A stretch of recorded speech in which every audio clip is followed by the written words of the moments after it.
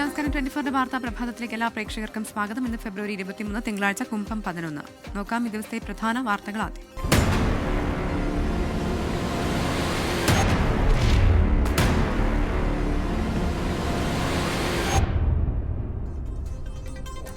വിശദമായ വാർത്തകളിലേക്ക്. തിരുവനന്തപുരം ചെങ്കോട്ടുകോണത്ത് സ്കൂൾ ഗ്രൗണ്ടിൽ വൻ തീപിടുത്തം. Thundathil Trivandrum Scottish higher secondary school ഗ്രൗണ്ടിൽ പാർക്ക് ചെയ്ത ബസ്സുകൾക്കാണ് തീപിടിച്ചത്. 3 സ്കൂൾ ബസ്സുകൾ പൂർണ്ണമായും കത്തിനശിച്ചു. ബസ് ആരു കത്തിച്ചതെന്ന് സ്കൂൾ സെക്യൂരിറ്റി 24 പറഞ്ഞു. ഞാൻ കഴിക്കുമ്പോഴത്തേക്ക് ഈ വണ്ടിയുടെ ഫ്രണ്ടും ആ ഫ്രണ്ട് സൈഡും കത്തി തുടങ്ങി. ഒരു സൗണ്ട് കേട്ട് കഴിക്കുകയാണ്. കഴിക്കുമ്പോൾ ഇതാ കാണുന്നത്. എന്താ ഒരു സംശയം, ഇതൊരു സ്വാഭാവികമായി കത്തിയാന്ന് തോന്നുന്നുണ്ടോ? ഇല്ല, ഈ വണ്ടി അവിടെ കിടന്നാണല്ലോ, ഈ ട്രാവലർ ആ ഭാഗത്ത് കിടന്ന വണ്ടി അത് ഓടി വന്നിട്ട് ഇതിൽ കൊണ്ട് ഇടിച്ചു നിർത്തിയേക്കാണ്. 3 ബസ് പൂർണ്ണമായും കത്തി, 1 ബസ് ഭാഗികമായിട്ടും കത്തി. മേഘന മുരളിയാണ് സംഭവ സ്ഥലത്ത് നിന്ന് ചേരുന്നത്. മേഘന, ഈ സംഭവവുമായി ബന്ധപ്പെട്ടിപ്പോൾ പോലീസ് സ്ഥലത്തെത്തിയിട്ടുണ്ടോ? എന്താണ് ഇതുമായി ബന്ധപ്പെട്ട കൂടുതൽ വിവരങ്ങൾ നമുക്ക് ലഭിക്കുന്നത്? തീയിട്ടത് ആരാണെന്നാണ് സെക്യൂരിറ്റി പറയുന്നത്? എന്തെങ്കിലും സംശയാസ്പദമായി കണ്ടെത്തിയതായി സെക്യൂരിറ്റി പറയുന്നുണ്ടോ?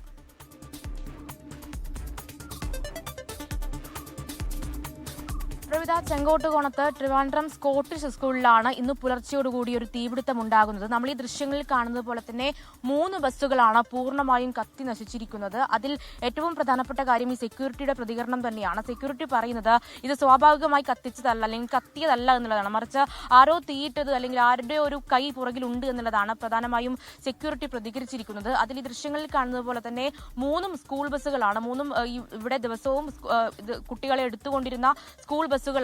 ആ 3 സ്കൂൾ ബസ്സുകളും പൂർണ്ണമായും കത്തിയിട്ടുണ്ട്. അതുപോലെ തന്നെ ഒരു ബസ് ഭാഗികമായി കത്തിയ നിലയിലും കാണുന്നുണ്ട്. അതിൽ 5 ബസ്സുകളാണ് ഈ നിരയായി ഇവിടെ നിർത്തിയിട്ടിരുന്നത് എന്നുള്ളതാണ് സെക്യൂരിറ്റി പറയുന്നത്. അതിനുശേഷം ചാക്കയിൽ നിന്നും കഴക്കൂട്ടത്തു നിന്നും ഫയർഫോഴ്സ് യൂണിറ്റുകൾ എത്തുന്നു. പിന്നീടാണ് ഈ തീ അണയ്ക്കാനുള്ള ഒരു ശ്രമം ഉണ്ടാകുന്നത്. അരമണിക്കൂർ നീണ്ട ദൌത്യത്തിനൊടുവിലാണ് തീ പൂർണ്ണമായും അണയ്ക്കുകയും ചെയ്യുന്നത്. അപ്പോഴേക്കും ഈ സ്കൂൾ ബസ്സുകൾ പൂർണ്ണമായും കത്തി നശിച്ചിട്ടുണ്ട്. അതിൽ ഏറ്റവും പ്രധാനപ്പെട്ട കാര്യം എന്ന് പറയുന്നത് നമ്മൾ ഈ ദൃശ്യങ്ങളിൽ കാണുന്ന ഈ വാൻ നിർത്തിയിട്ടിരുന്നത് ആ മറ്റ് സൈഡിലോട്ട് ഇപ്പുറത്തുള്ള സൈഡിലേക്കാണ് ഈ വാൻ നിർത്തിയിട്ടത് എന്നുള്ളതാണ് പ്രധാനമായും സെക്യൂരിറ്റി പറയുന്നത്. ഈ വാൻ ഇവിടെ നിന്ന് ഓടിച്ച് ആരോ അവിടേക്ക് കൊണ്ടുവച്ചു എന്നുള്ളതാണ് സെക്യൂരിറ്റി പറയുകയും ചെയ്യുന്നത്. അങ്ങനെയാണെങ്കിൽ ഇതിലൊരു അടിമുടി ദുരൂഹതയുണ്ട്.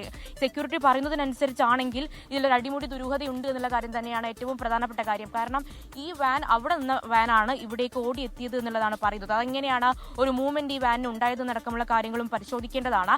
ഇപ്പോൾ സ്കൂളിൽ നിന്ന് അറിയാൻ കഴിയുന്ന വിവരവും ഇവിടെ CCTV ക്യാമറ ഇല്ല എന്നുള്ളതാണ്. നേരത്തെ പോലീസുമായി ബന്ധപ്പെട്ടപ്പോൾ CCTV പരിശോധിക്കാം എന്നുള്ള കാര്യങ്ങളടക്കം പോലീസ് പറഞ്ഞിരുന്നു. പക്ഷേ സ്കൂൾ മാനേജ്മെന്റ് പറയുന്നത് ഇവിടെ CCTV ഇല്ല എന്നുള്ളതാണ്. മറ്റു പ്രതികരണങ്ങൾ കൂടി നമുക്ക് തേടേണ്ടതുണ്ട്.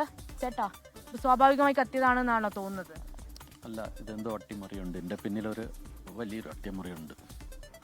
എപ്പോഴും ഇപ്പോൾ ഓടിക്കൊണ്ടിരിക്കുന്ന ബസ് തന്നെ എല്ലാം റണ്ണിങ്ങിൽ ആയിട്ടുള്ള ബസ്സുകളാണ്. വാൻ അവിടെ കിടന്നതാണ്. വാൻ ഏകദേശം 10 മീറ്റർ മൂവ് ചെയ്തിട്ടാണ് കൊണ്ടതിൽ ഇടിച്ചിട്ടാണ് ഈ സംഭവം ഉണ്ടായിരിക്കുന്നത്. ആരെങ്കിലും പുറത്തുനിന്ന് വരണ്ടേ? അങ്ങനെ ഒരു അന്നല്ലേ ആരെങ്കിലും പുറത്തുനിന്ന് വന്നാലേ ഇതിങ്ങനെ സംഭവിക്കത്തുള്ളൂ. ഉറപ്പാണ്. ബസ്സിന് കാലപ്പഴക്കോ അങ്ങനെ എന്തെങ്കിലും ഇല്ല, ബസ്സിന് കാലപ്പഴക്കമില്ല. ഇത് രണ്ടും പുതിയ ബസ്സുകളാണ് ഈ കത്തിയിരിക്കുന്നത്. ഇതൊരെണ്ണം അല്പം പഴയതാണ്. 2 ബസ്സുകൾ ഭാഗികമായി കത്തി. 2 ബസ്സുകൾ, ഒരു ബസ് ഭാഗികമായിട്ട് കത്തി. ഇതിന്റെ കൂടെ പാർക്ക് ചെയ്തിരുന്ന 2 ബസ് എടുത്തു മാറ്റിയിട്ടുണ്ട്.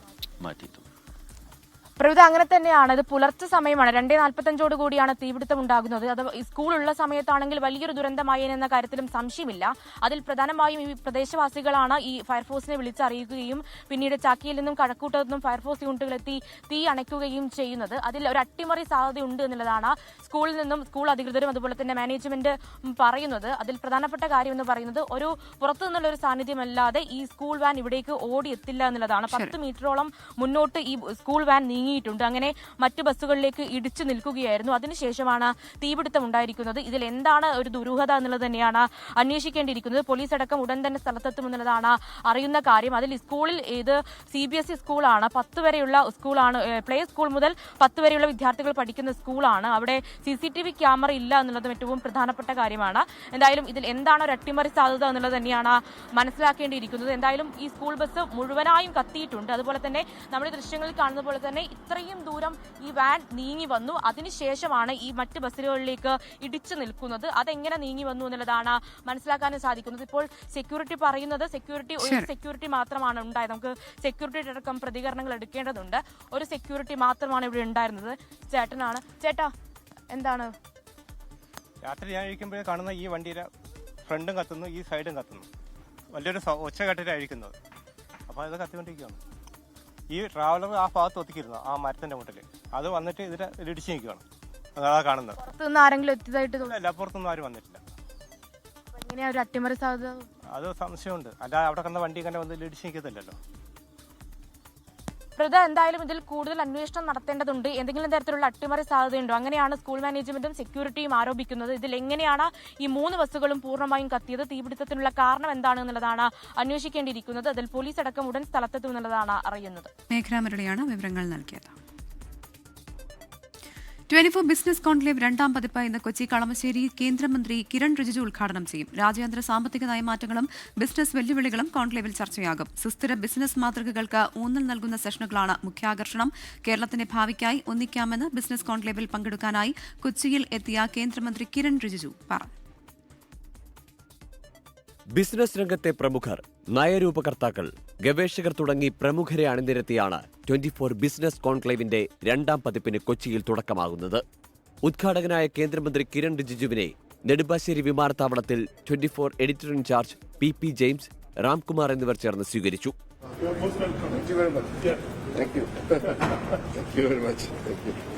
കേരളത്തിന്റെ ഭാവി തിളക്കമുള്ളതാണെന്നും കേരളത്തിനായി നമുക്കൊന്നിക്കാമെന്നും കേന്ദ്രമന്ത്രി പറഞ്ഞു. Future of Kerala is bright. We just need to come together and give more emphasis to the potential of Kerala. Everything is so suitable for Kerala to jump to the next phase of development. Congress നേതാവ് KC Venugopal, BJP സംസ്ഥാന അധ്യക്ഷൻ Rajeev Chandrasekhar, 24 chief editor R Sreekandan Nair എന്നിവർ പരിപാടിയുടെ ഭാഗമാകും. കേന്ദ്രമന്ത്രിയുമായുള്ള ആദ്യ session 24 senior executive editor KR Gopikrishnan നയിക്കും. രാജ്യാന്തര തലത്തിലെ സാമ്പത്തിക നയമാറ്റങ്ങളും സുസ്ഥിര വികസനവും വ്യാപാര കരാറുകളും ചർച്ചയാകുന്ന ബിസിനസ് കോൺക്ലേവിൽ കേരളത്തിലെ സംരംഭകർക്കും നിക്ഷേപകർക്കും പുതിയ ദിശാബോധം നൽകുന്ന 2 സെഷനുകളാണ് പ്രധാന ആകർഷണം. കേരളീയ സാഹചര്യങ്ങളിൽ വികസനവും പരിസ്ഥിതി സംരക്ഷണവും എങ്ങനെ തുല്യ പ്രാധാന്യത്തോടെ മുന്നോട്ട് കൊണ്ടുപോകുമെന്നതാണ് ആദ്യ session. 24 assistant executive editor Hashmi Taj Ibrahim മോഡറേറ്ററാകുന്ന ചർച്ചയിൽ state energy management centre director doctor R Harikumar, Jain university director doctor Tom M Joseph, രാഷ്ട്രീയ നിരീക്ഷകനും കോളമിസ്റ്റുമായ Sreejith Panicker, fresh to home co ഫൗണ്ടറും COOയുമായ മാത്യു ജോസഫ് എന്നിവർ പങ്കെടുക്കും. 2ാമത്തെ സെഷനിൽ ആഗോള വ്യാപാരവും കയറ്റുമതി തീരുവയും എങ്ങനെ ബിസിനസ്സുകളെ ബാധിക്കുമെന്ന ചർച്ച 24 ബിസിനസ് എഡിറ്റർ ക്രിസ്റ്റീന ചെറിയാന്റെ നേതൃത്വത്തിൽ നടക്കും. Synthite industries executive director doctor Viju Jacob, CII Kerala ease of doing business വിഭാഗം convener Ajay George Varghese, Capitair founder CA Sreejith Kuniyil, Moolans group managing director doctor Varghese Moolan എന്നിവർ പാനലിസ്റ്റുകളാണ്. കേരളത്തിന്റെ വ്യാവസായിക വളർച്ചയ്ക്ക് കരുത്തേകുന്ന പ്രായോഗിക നിർദ്ദേശങ്ങളടക്കം സംവാദത്തിൽ ഉരുത്തിരിയും. News desk 24. 24 ബിസിനസ് കോൺക്ലേവ് നടക്കുന്ന കൊച്ചി കളമശ്ശേരി ചാക്കോളാസ് പവനിൽ ഒരുക്കങ്ങൾ പൂർത്തിയായി. വിഷ്ണു സുരേഷ് ചേരുകയാണ്. Vishnu, good morning. ഇന്ന് കേന്ദ്രമന്ത്രി ഉൾപ്പെടെ പങ്കെടുക്കുന്ന ചടങ്ങാണ് നടക്കാനിരിക്കുന്നത്. ഏത് തരത്തിലായിരിക്കും ഈ പരിപാടി സംഘടിപ്പിക്കുക? എങ്ങനെയാണ് വിവരങ്ങൾ?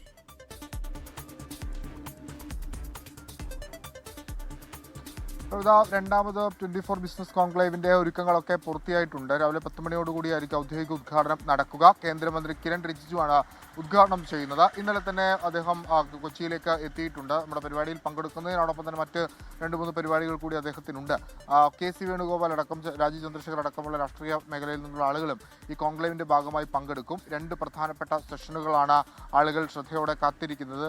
ആ സെഷനുകളിലൊക്കെ വലിയ പങ്കാളിത്തം ഉണ്ടാകുമെന്ന് പ്രതീക്ഷിക്കുന്നു. കേരളത്തിന്റെ വ്യാവസായിക വളർച്ചയ്ക്ക് ഒരു മുതൽക്കൂട്ടാകുന്ന ഒന്നാണ് ഈ ബിസിനസ് കോൺക്ലേവ്. 24 ബിസിനസ് കോൺക്ലേവ് എന്ന കഴിഞ്ഞ കോൺക്ലേവിന്റെ ഘട്ടത്തിൽ തന്നെ അഭിപ്രായമായി ഉരുത്തിരിഞ്ഞു വന്നാണ്. അതിന്റെ തുടർച്ച എന്നുള്ള രീതിയിലാണ് 2ാമത്തെ കോൺക്ലേവ് ഇപ്പോൾ സംഘടിപ്പിച്ചിരിക്കുന്നത്. അതും വലിയ വിജയമായിരിക്കും. പുതിയൊരു നയരൂപീകരണം, വ്യാവസായിക മേഖലയുമായി ബന്ധപ്പെട്ട് കേരളത്തിന്റെ വ്യവസായ സംരംഭങ്ങളൊക്കെ ബന്ധപ്പെട്ട് ഒരു പുതിയ നയരൂപീകരണത്തിലേക്ക് പോകുന്ന ചർച്ചകൾ ഉറപ്പായും ഉണ്ടാകുമെന്നാണ് നമ്മൾ പ്രതീക്ഷിക്കുന്നത്. അതിനുവേണ്ടിയിട്ടുള്ള പാനലിസ്റ്റുകൾ, അതോടൊപ്പം തന്നെ ബിസിനസ് രംഗത്ത് നിന്നുള്ള പ്രമുഖർ, ഈ ബിസിനസ് രംഗത്ത് നയരൂപകർത്താക്കൾ അടങ്ങിയ ആളുകളൊക്കെയാണ് കോൺക്ലേവിന്റെ ഭാഗമായി പങ്കെടുക്കുന്നത്. ഒരു 10 മണിയോടുകൂടി തന്നെ കോൺക്ലേവിന്റെ ഔദ്യോഗിക ഉദ്ഘാടന നടപടികളൊക്കെ ആരംഭിക്കും. വിഷ്ണു സുരേഷാണ് വിവരങ്ങൾ നൽകിയത്. തിരുവനന്തപുരത്ത് മമ്മൽ ആശുപത്രിയിൽ ചികിത്സാ പിഴവിൽ കുഞ്ഞു മരിച്ചുവെന്ന പരാതി. ശ്വാസതടസ്സം നേരിട്ടതിന് ആശുപത്രിയിൽ എത്തിച്ച 2.5 വയസ്സുകാരി ഇഞ്ചക്ഷൻ എടുത്തതിന് പിന്നാലെ മരിച്ചുവെന്നാണ് കുടുംബം ആരോപിക്കുന്നത്. കാട്ടാക്കട മമ്മൽ ആശുപത്രിക്കെതിരെയാണ് പരാതി. കയ്യിൽ ആദ്യം ഒരു ഇഞ്ചക്ഷൻ എടുത്ത് ബ്ലഡ് എടുത്ത് രണ്ടാമത് ഒരു ഇഞ്ചക്ഷൻ വെച്ച ഉടനെ തന്നെ മോളെ ചിറി അങ്ങ് കോണിപ്പോവുകയും ശ്വാസം ഇങ്ങനെ 2-3 പ്രാവശ്യമായിട്ട് വലിക്കുകയും ചെയ്തു. അതിനുശേഷം മോള് മയങ്ങി ബെഡിൽ വീണ്, ബെഡിൽ വിട്ടെടുത്ത് കിടത്തി. പിന്നെ അവിടെ നിന്ന് 2-3 ഡോക്ടർമാർ CPR നോക്കി, ECG ചെയ്ത് നോക്കി. എന്നിട്ടും രക്ഷയില്ല. ഒരു 30-40 മിനിറ്റോളം അങ്ങനെ ഡിലേ ആക്കി. അതിനുശേഷം നമ്മളടുത്ത് പറയാതെ അവർ വേറെ ആംബുലൻസിൽ എടുത്ത്, അവിടെ ഉള്ള ആംബുലൻസിൽ എടുത്ത് കയറ്റി. അരുൺ ഭാര്യയാണ് ഡോക്ടറും പിന്നെ ആ ഡോക്ടറിനെ അസിസ്റ്റ് ചെയ്ത വേറെ ഡോക്ടറും ഒരു നേഴ്സും കൂടെ ആംബുലൻസിൽ കയറി. ഞങ്ങളെ കൊണ്ടുപോയില്ല. ഞങ്ങൾ ആദ്യം കയറി ഞങ്ങളെ ഇറക്കി വിട്ടു. അവിടെ പോയി ഒരു അരമണിക്കൂർ കഴിഞ്ഞപ്പോൾ അവിടുത്തെ ഡോക്ടർ പറഞ്ഞു ആദ്യമേ കൊച്ചിനെ മരണപ്പെട്ടാണ് കൊണ്ടുവന്നത്. ഇടയ്ക്ക് ഒരു 10 വരെയുള്ളൊരു മരുന്ന് എൻ്റെ ഒരു കണക്ക് പറഞ്ഞായിരുന്നു. അതിൽ രണ്ടാമത്തെ കൊടുത്തപ്പോൾ തന്നെ അവർക്ക് ഒരു 10 മിനിറ്റോളം മിടിപ്പുണ്ടായിരുന്നു. അതിനുശേഷം ഒരു 8 കൂടെ അവർ കൊടുത്തു. ആശുപത്രിയിൽ എത്തിക്കുമ്പോൾ തന്നെ കുഞ്ഞിന്റെ നില വഷളായിരുന്നുവെന്ന് ഡോക്ടറുടെ വിശദീകരണം. ചികിത്സാ പിഴവ് സംഭവിച്ചിട്ടില്ല എന്നും അമൽ ആശുപത്രി ഡോക്ടർ വ്യക്തമാക്കി. മേഘന മുരളി തിരുവനന്തപുരത്ത് നിന്ന് ചേരുകയാണ്. മേഘന, ഈ അസ്വാഭാവികത സംശയിക്കാനിടയായ സാഹചര്യം എന്താണ്?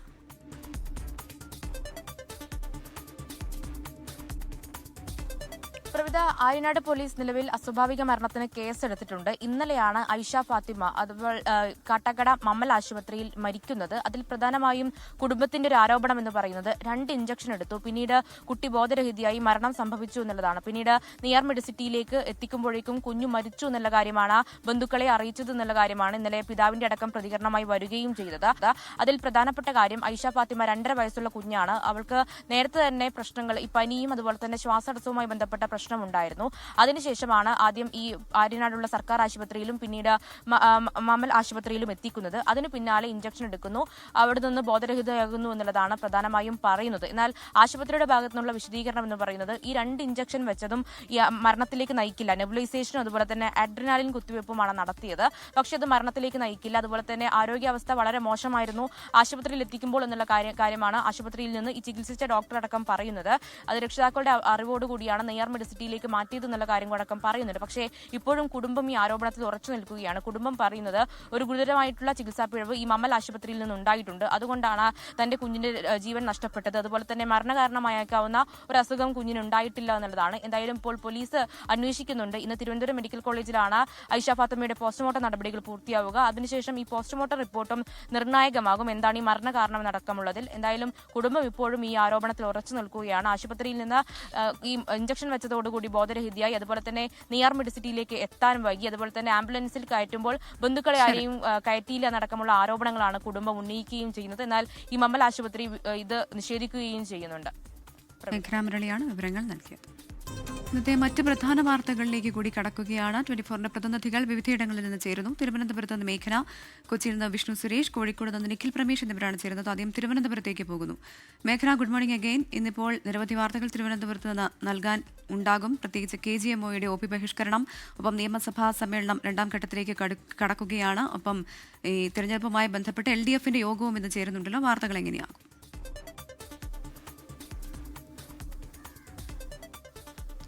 Good morning പ്രവിധ. വാർത്താസമ്പന്നമായ പകൽ തന്നെയാണ്. അതിലേറ്റവും പ്രധാനപ്പെട്ട കാര്യം KGMOA മെഡിക്കൽ ഓഫീസേഴ്സ് അസോസിയേഷന്റെ ഒരു സമരമാണ്. അവർ കഴിഞ്ഞ 3 ദിവസമായി നെടുമങ്ങാട് ജില്ലാ ആശുപത്രിയിൽ OP ബഹിഷ്കരണം നടത്തുകയാണ്. അത് ഇന്നും തുടരുമെന്നുള്ള കാര്യമാണ് ഏറ്റവും പ്രധാനപ്പെട്ടത്. അത് നെടുമങ്ങാട് അടക്കമുള്ള മലയോര മേഖലയിൽ നിന്ന് ഏറ്റവും കൂടുതൽ ജനങ്ങൾ ആശ്രയിക്കുന്ന ആശുപത്രിയാണ്.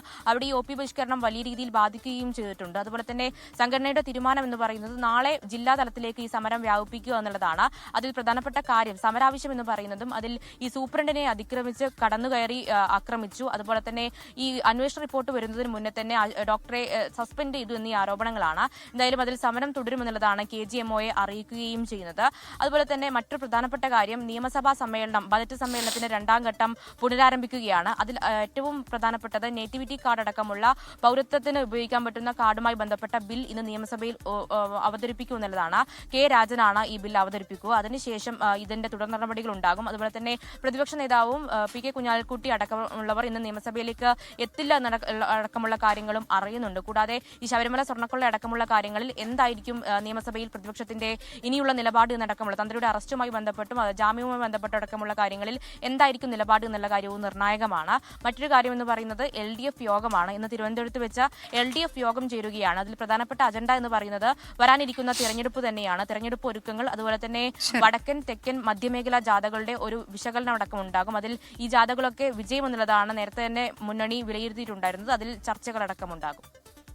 ശരി, മേഘനാമുരളിയാണ് വിവരങ്ങൾ നൽകിയത്. ഇനി കൊച്ചിയിലേക്ക് പോകുന്നു. വിഷ്ണു സുരേഷ് ചേരുന്നുണ്ട്. Vishnu, good morning again. പ്രധാനമായും ഹൈക്കോടതിയിൽ ഒരു പ്രധാനപ്പെട്ട ഹർജി വരുന്നുണ്ട്. ദൈവങ്ങളുടെ പേരിലുള്ള സത്യപ്രതിജ്ഞയ്ക്ക് എതിരായ ഹർജിയാണ് കോടതി പരിഗണിക്കുന്നത്. ഒപ്പം കേന്ദ്രമന്ത്രി കിരൺ റിജിജു ഇന്ന് കൊച്ചിയിലുണ്ട്.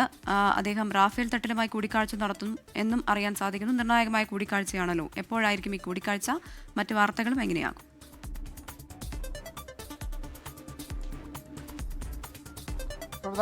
കുറെ പ്രധാനപ്പെട്ട വാർത്തകൾ കൊച്ചിയിൽ നിന്ന് ഇന്നുണ്ടാകാനുണ്ട്. അതിൽ ഏറ്റവും പ്രധാനപ്പെട്ടത് ഈ ഹൈക്കോടതിയിലുള്ള ഹർജിയാണ്.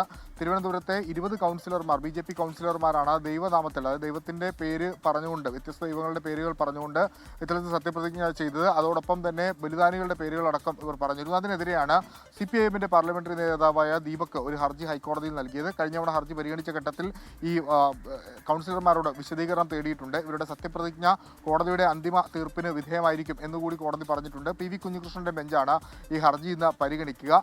മറ്റൊന്ന് കിരൺ റിജിജുവും അതോടൊപ്പം തന്നെ റഫേൽ തട്ടിലുമായുള്ള കൂടിക്കാഴ്ചയാണ്. അത് അതിനിർണായകമാണ്. പ്രത്യേകിച്ച് തെരഞ്ഞെടുപ്പ് അടുത്തിരിക്കുന്ന ഒരു കാലഘട്ടമാണ്. അതുകൊണ്ട് തന്നെ ക്രൈസ്തവ വിഭാഗത്തെ അടുപ്പിക്കാനുള്ള ഒരു ശ്രമം BJPയുടെ ഭാഗത്ത് നിന്ന് വ്യാപകമായി നടക്കുന്നുണ്ടെങ്കിലും ഛത്തീസ്ഗഡിലടക്കം ഉണ്ടായ സംഭവങ്ങൾ, കന്യാസ്ത്രീകൾക്ക് നേരെയുള്ള അറസ്റ്റ്, ആ നടപടികളൊക്കെ കേരളത്തിൽ സഭയും BJPയും തമ്മിൽ അകൽച്ചയിലേക്ക് എത്തിച്ചിട്ടുണ്ട്.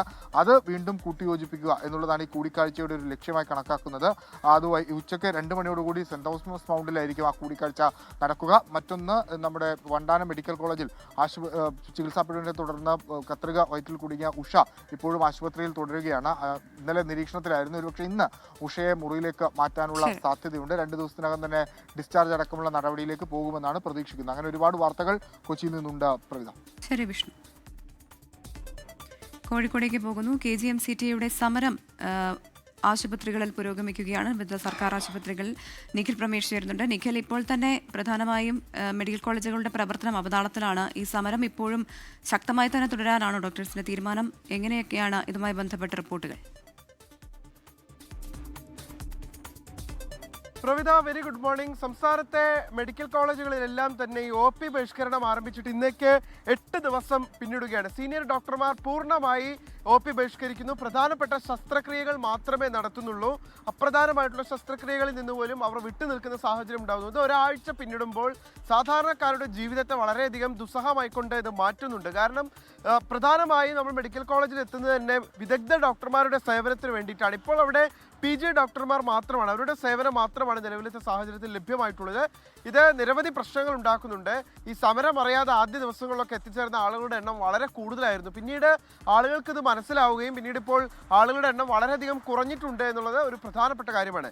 വിവിധ OPകളിലേക്ക് എത്തിച്ചേരുന്ന രോഗികളാണ് ഇതോടുകൂടി പ്രതിസന്ധിയിലാകുന്ന സാഹചര്യം ഉണ്ടാകുന്നത്. അവർക്കൊരു വിദഗ്ധ ചികിത്സ ലഭിക്കാതെ വരുന്ന സാഹചര്യം പലപ്പോഴും ഉണ്ടാക്കുന്നുണ്ട്.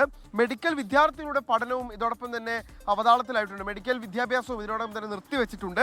അത്യാഹിത വിഭാഗങ്ങളെ സമരത്തിൽ നിന്ന് ഒഴിവാക്കിയിട്ടുണ്ട്. ശമ്പള പരിഷ്കരണ കുടിശ്ശികയും DA കുടിശ്ശികയും ഉടൻ നൽകുക, ഡോക്ടർ ക്ഷാമം പരിഹരിക്കാൻ പുതിയ തസ്തികകൾ സൃഷ്ടിക്കുക തുടങ്ങിയ ആവശ്യങ്ങൾ ഉന്നയിച്ചുകൊണ്ടാണ് ഈ സമരം പുരോഗമിക്കുന്നത്. എന്തായാലും 8ാം ദിവസത്തിലേക്ക് കടക്കുമ്പോൾ ഡോക്ടർമാരുടെ സമരം വലിയ രീതിയിൽ സാധാരണക്കാരെ ആളുകളെ ബാധിച്ചിട്ടുണ്ട് എന്നുള്ള കാര്യത്തിൽ യാതൊരു സംശയവുമില്ല. ശരി, നിഖിൽ പ്രമേഷാണ് വിവരങ്ങൾ നൽകിയത്.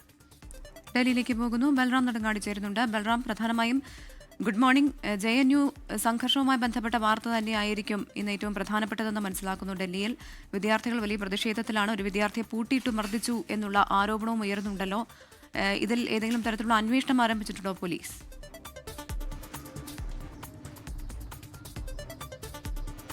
Very good morning Pravitha.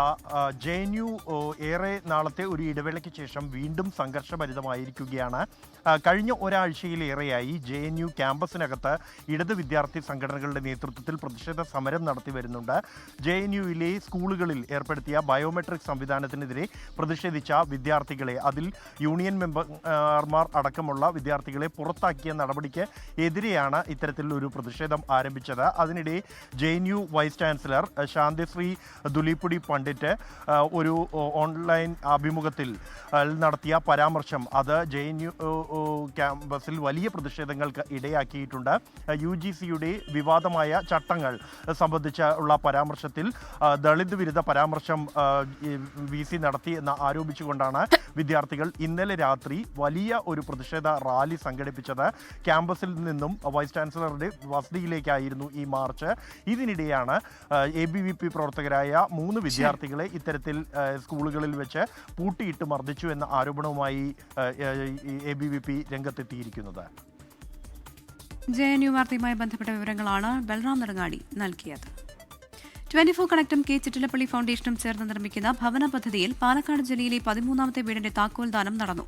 Puthussery പഞ്ചായത്തിൽ കുന്നേക്കാട് താമസിക്കുന്ന സുജീഷ് ഹരിത ദമ്പതികൾക്കാണ് പുതിയ വീട് ഒരുങ്ങുന്നത്.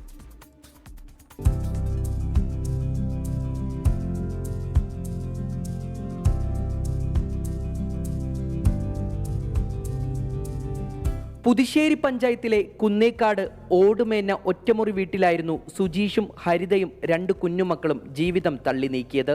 ഒട്ടും സൗകര്യമില്ലാത്ത അടച്ചുറപ്പില്ലാത്ത വീട്ടിൽ ദുരിതങ്ങൾ പേറിയുള്ള ജീവിതം. കൂലിപ്പണി ചെയ്ത് കിട്ടുന്ന വരുമാനം നിത്യജീവിതത്തിന് മാത്രമേ തികഞ്ഞിരുന്നുള്ളൂ. നല്ലൊരു വീട് എന്നത് ഇവരുടെ ദീർഘനാളത്തെ സ്വപ്നം മാത്രമായിരുന്നു.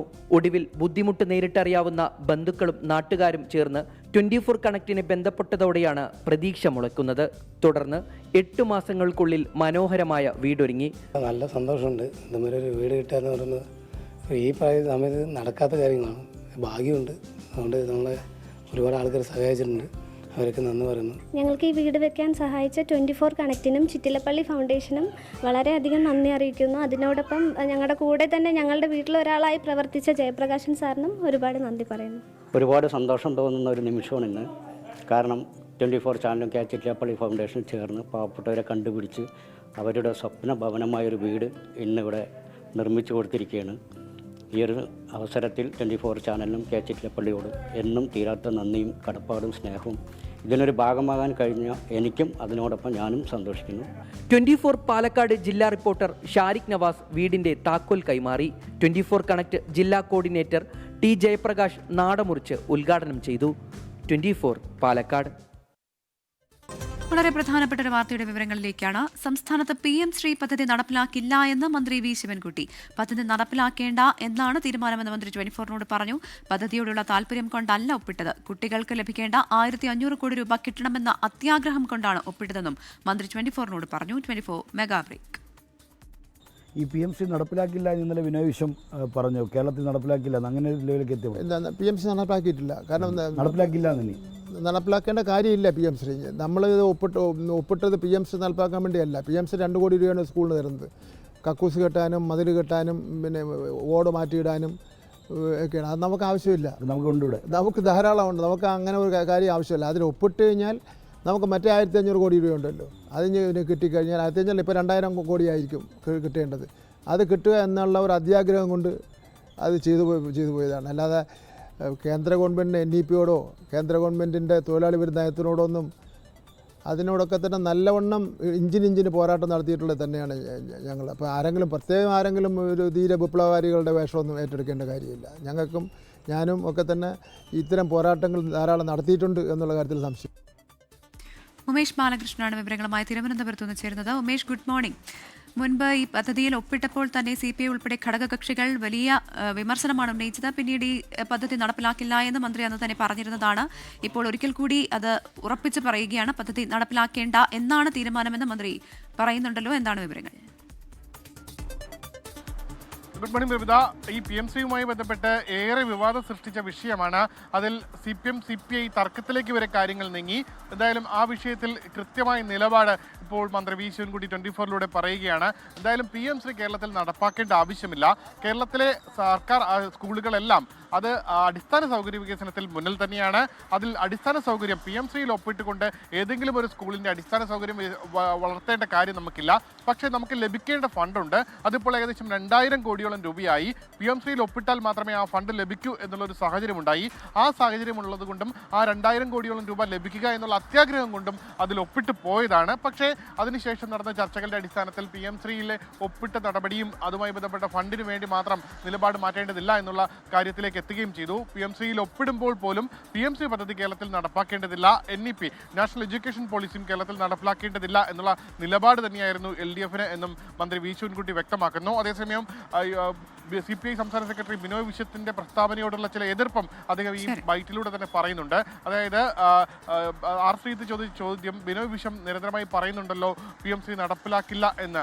ഈ ചോദ്യത്തിനാണ് അദ്ദേഹം മറുപടി പറഞ്ഞത്. അതിൽ അദ്ദേഹം ഏറ്റവും അവസാനം പറയുന്ന ഒരു കാര്യം, ആരും ധീര വിപ്ലവകാരികളുടെ വേഷം കെട്ടി വരേണ്ടതില്ല, കൃത്യമായി ഇതുമായി ബന്ധപ്പെട്ട പോരാട്ടങ്ങളെല്ലാം നടത്തി മുന്നോട്ട് പോയവർ തന്നെയാണ് ഞങ്ങൾ, അതുകൊണ്ട് തന്നെ PMC നടപ്പാക്കില്ല, അതിലൊരു നിലപാടേ ഉള്ളൂ, ആരും ധീര വിപ്ലവകാരികളുടെ വേഷം കെട്ടി വരേണ്ടതില്ല എന്നുള്ള ഒരു പരോക്ഷ വിമർശനം കൂടി നടത്തുന്നുണ്ട്. പ്രഭിത. ഉമേഷ് ബാലകൃഷ്ണനാണ് വിവരങ്ങൾ നൽകിയത്. ഇതോടെ ന്യൂസ് ബ്രേക്സ് പൂർണ്ണമാകുന്നു. ഇനി good morning with R Sreekandan Nair തുടരും. SKNലേക്ക്.